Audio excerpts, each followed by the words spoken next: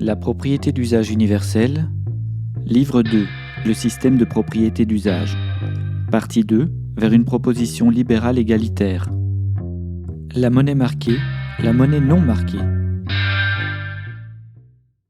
Nous avons vu qu'il était possible de devenir gratuitement propriétaire privé d'un outil de production, tant qu'on le mobilisait. Qu'il était possible, dans le cas des Pumeaux, d'écouler sa production sur le marché, que les caisses économiques pouvaient subventionner les outils de production socialement définis comme favorables par les acteurs de la démocratie. Chaque travailleur est donc rémunéré pour son travail et perçoit un traitement qui correspond à la richesse que la propriété privée de son outil de production lui a permis de créer. Il peut dépenser à son tour cet argent sur le marché, ou pour payer le coût d'usage des pumas dont il est copropriétaire. La monnaie qui lui permet de réaliser ces transactions n'est pas marquée. Elle n'est réservée à aucun usage particulier. C'est la monnaie non marquée. Imaginons que la société veuille orienter sa production en favorisant des branches de l'économie définies socialement. Par exemple, selon des critères favorables à la survie de l'espèce humaine. Qu'elle veuille s'assurer que chacun ait bien accès aux soins élémentaires, à une nourriture saine, respectueuse de l'environnement et des travailleurs. Pour cela, elle peut, en plus d'avoir cessé de subventionner les entreprises défavorables, distribuer de la monnaie marquée. Cette monnaie sera dépensable uniquement auprès de professionnels conventionnés. Voici une excellente idée de M. Bernard Friot. La mesure, si simple que personne n'y avait pensé, permet d'assurer l'accès à des biens ou services dont l'intérêt a été retenu comme prioritaire par le corps social.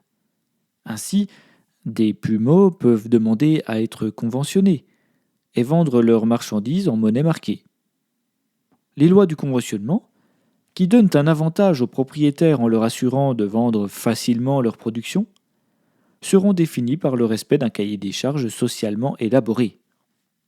Ce système existe déjà, mais il est orienté uniquement dans le secteur de la santé. Il passe par un système de facturation lourd et complexe, peu efficace au final. Chaque Français porte une carte vitale qui lui donne accès aux soins médicaux, aux médicaments payés en monnaie marquée. Mais pour que la carte vitale devienne un objet efficace et pédagogique, elle doit fonctionner comme n'importe quelle carte de paiement. L'utilisateur doit savoir combien il paye avec, et l'insérer dans un lecteur qui lui indique la somme socialisée que la société lui permet de dépenser. Mais ce n'est pas tout. Nous pouvons étendre son rayon d'action à d'autres produits, et prioritairement à l'alimentation. Ainsi doté, l'usager lambda pourra acheter sa nourriture auprès de professionnels conventionnés et régler le paiement avec sa carte vitale. Une telle initiative bouleverse les rapports de production, puisqu'elle incite fortement les producteurs marginalisés par les puissances lucratives à passer en Pumeaux, en leur garantissant des revenus décents et de meilleures conditions de travail. La concurrence ainsi déployée contre les groupes lucratifs incite leurs salariés à saluer leurs anciens maîtres pour transformer l'entreprise en Pumeaux. Au final, cette mesure simple et applicable demain matin peut réduire à néant les dominations féodales d'un secteur donné et former une première étape vers la propriété d'usage. De l'autre côté du miroir, les porteurs de carte vitale, c'est-à-dire tous les citoyens majeurs, se voient dotés immédiatement d'une somme mensuelle dépensable auprès des professionnels conventionnés. Leur revenu augmenté d'une somme qui échappe à la rente constitue un premier outil égalitaire, une première ouverture vers l'émancipation.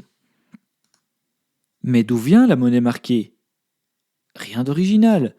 Elle vient des cotisations prélevées sur le travail, comme c'est déjà le cas en France. La France a socialisé pour 661,3 milliards d'euros en 2020 dans son assurance sociale, pour un PIB de 2148,8 milliards d'euros, qui explique le taux de prélèvement supérieur à la moyenne. Cet argent ne vient d'aucun impôt, mais des cotisations prélevées sur les salaires. C'est donc la part socialisée du salaire des Français. Pour les mêmes fonctions, les États moins fortement hybridés, comme les États-Unis, ont recours à l'assurance privée lucrative, qui, parce que la rente ne sort pas du néant et que la rente est la raison d'être des propriétés lucratives, coûte plus cher à ses utilisateurs à service égal. Une autre différence, c'est le conditionnement à l'accès aux services. Égalitaire en France, indexé sur les revenus de l'autre côté de l'Atlantique, donc inégalitaire. Je suis riche, donc bien assuré. Je suis pauvre, donc mal assuré. J'ai suffisamment insisté sur l'origine artificielle de la pauvreté, basée essentiellement sur l'expropriation par l'effet boule de neige de la délégation d'usage, pour qu'on ne puisse plus parler de mérite dans le système lucratif. Mythe démontable par un enfant et pourtant fondateur de l'Amérique.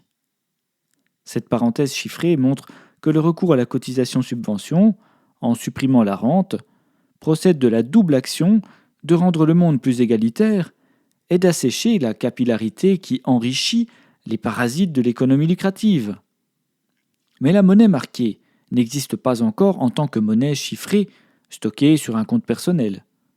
Les dépenses sont actuellement avancées ou remboursées après coup à l'utilisateur de la carte vitale. Là où la monnaie marquée fonctionnerait comme un compte bancaire traditionnel, avec une somme dépensable uniquement dans les commerces conventionnés.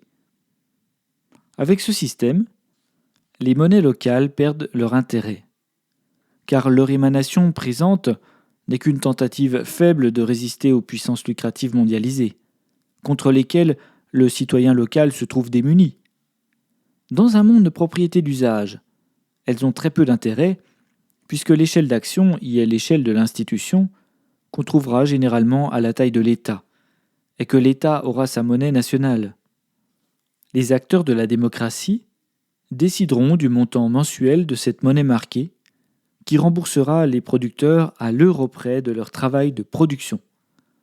La monnaie marquée permettra de sortir de la marginalité les producteurs oppressés de tous les bouts par la rente féodale, les récompensera de leur travail désigné socialement. Elle permettra de réaliser une transition douce vers la propriété d'usage universel, tout en orientant politiquement la production dans une direction désirée par la société.